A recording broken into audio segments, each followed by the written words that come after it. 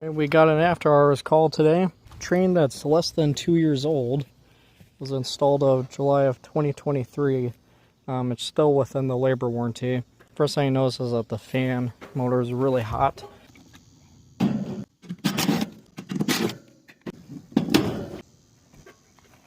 Just a blown capacitor. Wow. That is very bubbled up.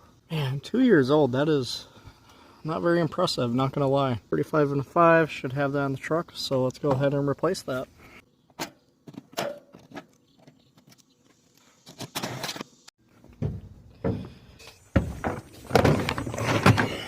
Luckily, this is an easy after-hours call. I had one earlier that was a bad blower motor.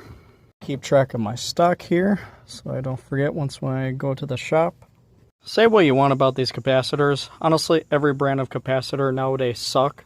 Like, if you work on one of those units from the 80s, 70s with those giant capacitors, those things freaking last forever. All modern day capacitors just suck. I'm a little bit surprised though. Usually I find myself replacing all brand of capacitors nowadays like every 5 years, but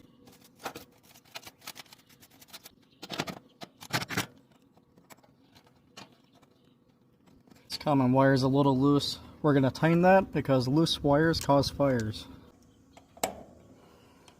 There we go. That's not going anywhere. I like to write the date on there. 12.9 as a max. 8.2 for the compressor. 0.7 for the fan. The start of the compressor sounded a bit rough. Might think about adding the train start kit. You know, we got the divots here. This is where they're usually installed.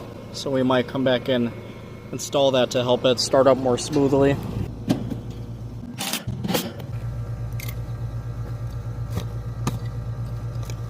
And looks like filter is fine. As usual, gotta do a temp drop, got 73 in the return. And unfortunately, I'm vertically challenged. So take this little ladder. 6 degrees in the supply, so that makes that a 17 degree temperature drop, which is good. Well, not too bad for an after hours call. And then, yeah, we'll just follow up with the rest. I'll see you guys on the next call.